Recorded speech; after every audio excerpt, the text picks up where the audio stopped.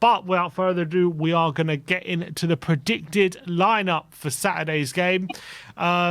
Before we go into the lineup, let's get into the state of play in terms of the team news. Ange confirmed at his press conference that in good news, Brennan Johnson and Giovanni Lo Celso are both back and available for selection. Obviously, Brennan Johnson went off against Forest with a gash on his head, but he is back. And Lo Celso also missed that game last week due to injury, but he is trained this week and he is going to be available for selection. Obviously, added to the list are Yves Bissmouma and Destiny Udogie, who are both suspended for this game. Obviously, Bissmouma not going to be seen until the end of January, but Destiny Udogie is only out for one game, so that's in good news. And he was speaking about Maddison and Van der Ven in his press conference. He said that asked if they're going to be back early January or later in the month. He said hard to say. They're both in rehab. Neither of them are anywhere near training with the first team at the moment. If you look at the timelines, Mickey and Madders did it in pretty much the same game. Mickey might just be ahead of schedule in terms of Madders. Both will be back kind of in January, and Bentancur family's fairly similar. It's not about trying to not give out information. These things kind of accelerate or get delayed when you get to the final phase. Until then, until I see them out with us, it's hard for me to say when they'll be back. So look, thankfully, Van der Ven, Maddison, Bentancur all progressing well. Sessegnon, he also said, is at least 2 weeks away from returning to training, or but he said could be more as well. So he still said he's a while off, Ryan Sessegnon. And obviously Manos Solomon and Perisic are also long-term absentees going into the weekend, so they'll definitely not be available. But that is state of play. And it doesn't get any better once we get into January as well with AFCON and Asia Cup. So we'll have to wait and see what the state of play is going into that month. Hopefully we can get a bit of a surprise with Van der Ven and Maddison. But without further ado, we get into the lineup. In goal, obviously, we're going to go with Guillermo Vicario, our number one, being one of the highest performing goalkeepers this season in the Premier League. But one thing I've noticed with me and Ben have in the last 5 player ratings, we keep saying he had a good game, but hasn't had too much to do. It does seem to be a bit of a last, even games where we've lost against West Ham, Aston Villa, even some of these games we've lost, but he hasn't been overly worked in a lot of these games, which I think, especially since Romero's come back, has definitely been the case. So definitely signs of maybe we're conceding less chances recently. Yeah, I mean, I think you can add the Wolves game into that as well, couldn't you, Simeon? Literally had nothing to do. One of the things I love about him is with a goalkeeper, obviously needs who may have games like that where he's not tested, is to be ready at the vital time, and you just need to look at that Forest save. That Forest save is world class. So this guy is just magnificent. I pound for pound for me for value, the signing of the window. Not just for this club, but for the Premier League, if not one of the best signings in Europe for value. And yeah, there are games he hasn't been tested, and then there's games like Chelsea where he's just peppered non-stop. I don't think he's put a bad performance in. I don't think he's put a solitary bad performance in, and I don't expect that to change anytime soon. Absolutely. And so Vicario goes in goal. Right back, we're going to obviously stick with Mr. Consistent Pedro Porro, who pretty much this season, since he's the side, has been absolutely fantastic. One of the most consistent right backs in the Premier League, let alone just for Spurs in recent months.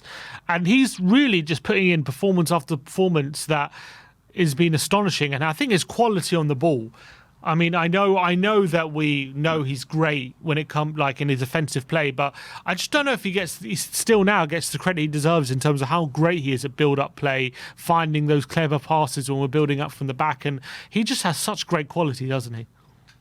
Oh, mate, listen, for me, the most improved player at the club is coming up to his 1-year anniversary. Obviously, came last January. Statistically, the best right back in the league, statistically at the moment, and defender. And then you add his passing range and his attacking ability. I was one that only wanted to see him as a forward last season. I thought he was horrific in defence, but again, so happy to be able to say I was proven wrong. This man is just incredible. He is my player of the season so far. I think he's magnificent, and definitely there's only one choice to go at right back. Yeah, 100%. Obviously, centre back, we're going to go for Cuti Romero, who has been really great, I feel, since he's come back into the team. He's doing a really great job. I really think our defence has actually really kind of toughened up a bit since he's come back into the side. Was it the West Ham game? Did he come back in? And since that West Ham game, we've our defence has been a lot tighter. We've conceded less goals, and I just feel like the chances we're conceding are a lot less as well. And I think Romero, with his proactive style of defending, has really gone a long way to helping that. Yeah, I have to say as well. Simeon, you were obviously at the game. I spoke to Ben and Barnaby on the fan show. I think Romero was magnificent against Nottingham Forest. And you know what? When he's being quiet, no one really talks about him. But the timing of his tackles, his distribution, his composure of the back four was there all to see against Forest. That's the Romero. Obviously, if he puts in a wild tackle or a great tackle with force, we're all like, hey, Romero, yeah, well done. There he is. When he's quiet, people don't really notice what he's doing. I thought he was outstanding against Notts Forest, and seems to have found a very good partner in Van der Ven's absence, hasn't he? Absolutely. Talking about his partner, obviously we're going to be starting Ben Davies at centre back. Obviously, there's an argument maybe to push Davies to left back with Udogie out, and maybe put someone else in at centre back like a Phillips or a Dye or maybe even an Emerson. But Davies as centre back just because I feel like he's playing so well there at the moment. I don't think Ange is going to want to kind of break up that partnership. So I agree with you. I think Davies has been exceptional past few weeks. I thought he was close to man of the match on Friday night against Forest as well with that performance, and I think he's adapted to the centre-back role better than anyone could have expected, so fair play to him. With Udogie being out and Davies technically being our backup left back, is there a temptation for you to put him back on the left? Yeah, Joe, again, I spoke about this with Simeon, with Ben and Barnaby on the fan show. You look at it, and can Emerson play the introverted left back? People will say he did it very well against Palace, but then say he did it hideously against Wolves.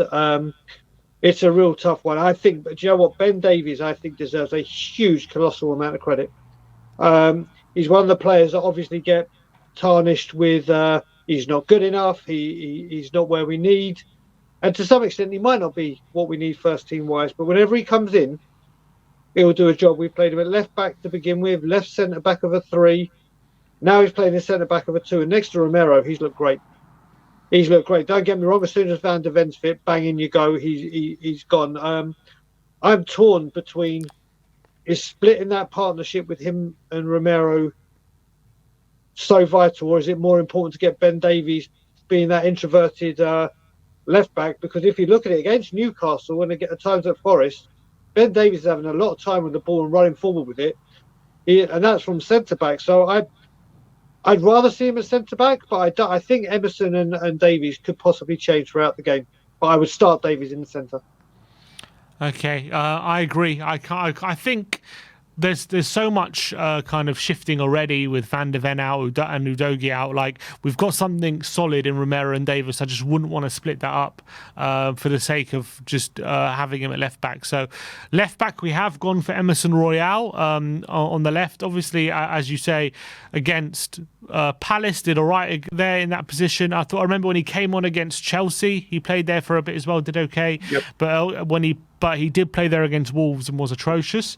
So hopefully he's going to have to learn from that, or maybe it just can be a case he can play a bit more of a defensive role on the left and give Porro a bit more license to get further up the pitch potentially. Maybe that's the way we've got to see it, but definitely needs to up his game here if we're going to be as effective in possession as we can be. So need a better performance from Emerson at left back on the weekend. Yeah, we definitely do. But also we've got to remember again, this is Emerson playing out of position. Because of the state of the squad and the strength in depth being depleted, he's having to play there by default. Thing that worries with him being there, if you look at it, Crystal Palace play differently to Wolves, and I think Wolves will play more. Everton might try and play a bit more like Wolves, and then if they do, maybe he will struggle. But like you said, he came on against Chelsea. Not to take away, there's games where he has come on and done that role very, very well. So hopefully, I mean, I can't remember. Dwight McNeil will be on Poro's side, won't he? For a Yeah. majority. So that's one huge concern out of the way with how Dwight McNeil has been playing. But yeah, he's there by default, and yeah, he's definitely got to put in a performance better than the last couple. All right, next up, in the sixth position to replace Yves Bissmouma on the weekend, we are going for Pierre-Emile Højbjerg. I actually did do this lineup before I saw those quotes from Ange on Skip, but I still think, even with those quotes from about Skip, he's saying he will get his chance to play in that number six position. I do think, by and large, whenever he has got, Højbjerg has been his go-to in that number six position, so I'm going to stick with Højbjerg in this one, but just what he's saying on Skippy, maybe there's a chance he could be the one to come in and play that role, which would be interesting. But to be fair to Højbjerg, I do think when he's played in the six, we started there against Fulham at home, I remember, had a really good game. Palace away, played there for a bit, had a really good game. But I remember the Wolves game as well. He also played in that position and wasn't great. So I'm confident if he starts, he can put in a good performance. But he's obviously Bentancur and Bissmouma for different things than him in that position. Yeah, I mean, I would prefer to see Højbjerg. I really would, but I've got a feeling that it'll be Skip. I do, but I want to see Højbjerg because I think Højbjerg offers more. And obviously, what he will give you is that steel that Everton have got. We need a bit of steel in there, and he will be able to match Everton's midfield with that. And like I said, he has had some good games where he started. I think he's been more impactful from the bench. But yeah, if I had my choice, I would pick Pierre. But I've got a funny feeling he's going to choose Skippy, especially after those comments. To be fair for Skip, we haven't seen him in the number six in the Spurs shirt yet under Ange. So maybe that could be a position that could see get the best out of him. Because I just think in the number 8 position, you need to be a bit better on the ball, like offensively, like a bit more creative. Like when you get in those attacking positions, you need to be a bit more decisive. And that's not Skip. But when Skip has, when he's in the centre, has time and space to spray passes around, can play some line-breaking passes, I do think that's definitely more his game. So I'll be interested to see how he does perform there if it is Ollie Skip. Next up on the right, number 8 position, we are going for Pape Matar Sarr. Obviously, he came back into the team against Newcastle, and we've seen the difference he makes to the team. So he's going to be absolutely crucial to have back in, especially with Everton's, tough midfield and Andre Onana and Idrissa Gueye, who cover so much ground. I think having someone like Sarr, who's got the engine he has, is so important. Yeah, I mean, for me, Simeon, Sarr is one of the first names in the team sheet right now. I absolutely love this guy. I think we've all had this talk about when he was out, or when Bissmouma was out, does he need Bissmouma? I think it's been the other way around. I think Bissmouma has needed Sarr. I think Pape Matar Sarr is an unsung hero of this season. I think he's an incredible talent that hopefully will be getting a new contract very, very shortly. And for me, definitely the first midfielder on the team sheet for this game. Yeah, I think it's to be absolutely crucial. Next to him, we are keeping Dejan Kulusevski in the kind of number 10 role, or kind of left number 8 role in this team. We are sticking with him in the centre. And Ange had some interesting quotes about Kulusevski in his press conference, asked about if we have seen the best of Kulusevski yet in a Spurs shirt. And he said, I hope not. I think there's more to come from Decky. He's still fairly young age-wise as well. I've been really pleased with him because he's played a number of positions for us. One of the reasons we're getting through this period is guys who've been filling in different roles, whether it's him or Davis or Emerson, guys who have been played in different positions at different times, irrespective of position. Decky has made a real impact for us throughout the whole season, whether that be out wide, or in the centre. I really like him playing inside. It gives us another dimension in terms of our attacking threat. And I agree with that because I do think Decky is good out wide. I do think he can do a good job there. But when he's in the centre, I just feel like it opens up more possibilities for him in terms of like options he can play the ball to when it comes to shooting angles, passing angles. Also, it gets him on the edge of the area a lot more, little flicks, little through balls as well, which out wide, obviously, we can see how good he is with the crossing, which he did against Forest. He's got a great delivery. But what I love about him when he's in the centre is those little touch through balls, like against Villa and West Ham, where he's playing people in on goal and in those kind of positions. So, and we're going to stick with him in the centre. Obviously, Lo Celso is back for this game as well, so there is a possibility he could play. But what have you made of Decky in the centre and Ange's comments there?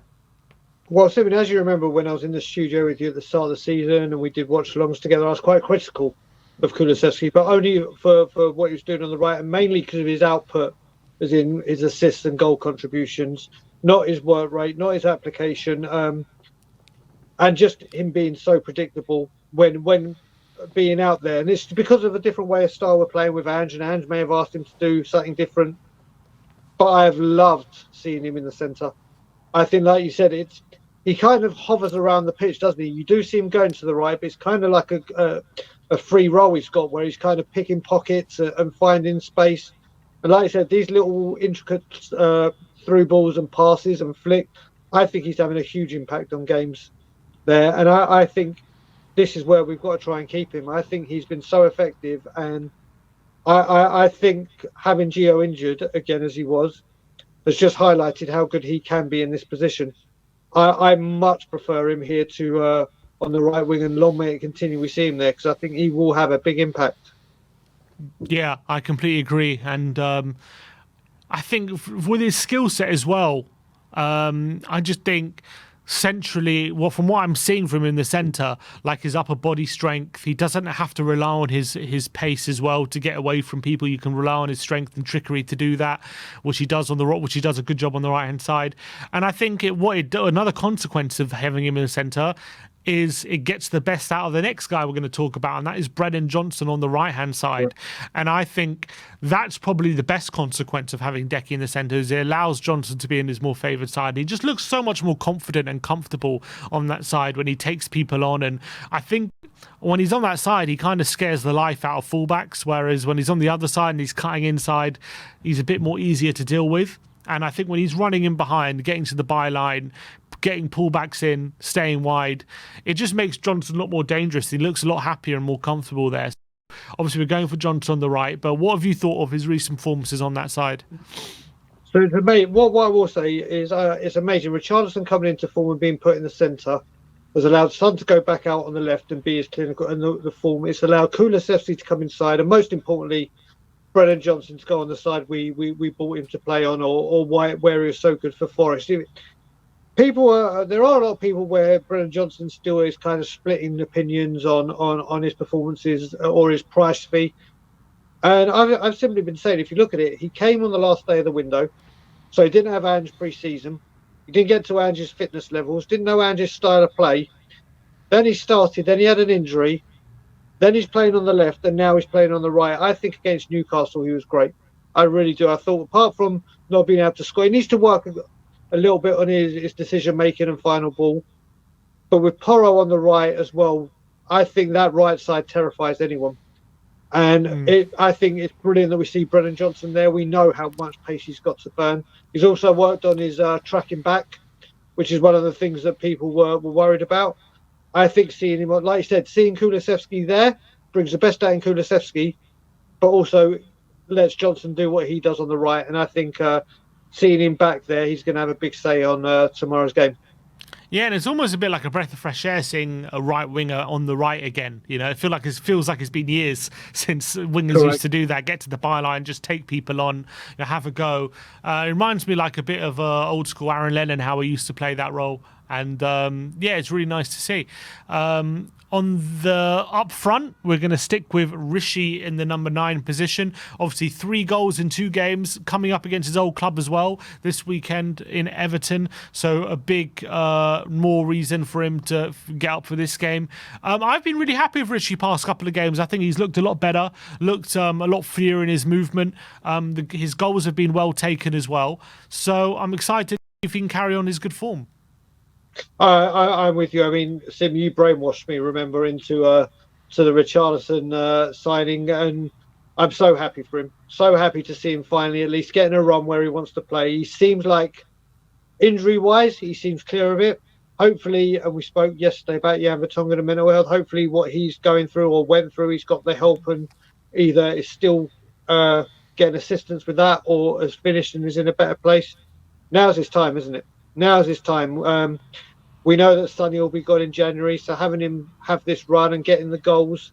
The big question is if he does score, do we see a pigeon dance, or is he going to honour the Everton fans? Because obviously there's been a lot of noise about this transfer and the cost and how Everton have been hard done by in this transfer with the 20 million more they wanted. So we'll see if we see a pigeon dance, but I do think we're going to see a Richarlison goal. I agree. But yeah, I got a feeling he won't celebrate. He probably has a lot of respect for Everton, but we'll have to wait and see how it plays out. But I'm excited. Hopefully he's got this momentum now and he can go on a bit of a scoring run and really show the real Richarlison, which we haven't seen at Spurs since he's signed. And on the left, we are going for obviously Heung-min Son on the wing. Had a brilliant game off the left, I felt, against Newcastle. Maybe less involved against Forest, albeit early on he had a couple of chances, didn't he, which he probably should have done better with. So you could probably argue drifted in and out of the game on that left-hand side. I still believe, even though he had that great game against Newcastle, I still think his future is up front rather than off the left. But I do think with Richarlison in the form he's in, I think he's look, Son has 10 Premier League goals this season, so I don't think you can take anything away from him on that front. But for now, I think Richarlison, especially against teams like Everton and Forest, who's sitting deep and you know restrict you from space, I think that's the best way Son's going to find spaces out wide, and I think having a presence in the box is more important with Richarlison. So I'm going to stick with that for now.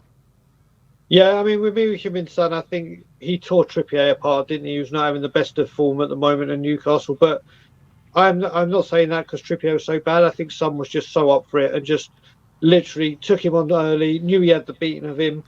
And if we can get Son early on the ball and he can have the beating of his man on the left, I think he could have another field day. And one thing I will say, this is one of his most favourite teams to score against, is one of his most favourite teams to turn it on against. And I don't see any different. I must be, I've been critical of Son on the left. I have been in the past. But that performance he put against Newcastle was magnificent. And you look at it, and it was a breath of fresh air. And obviously, it's because when you put a left foot on the left, a right foot on the right, have creativity with Kulu, and then you got a goal scorer scoring, it all fit, didn't it? It wasn't you're playing there because you're forced to, because this one's out. Everyone knew what they were doing. Everyone had their game plan, and they done it to a T. And I think the same happens again tomorrow.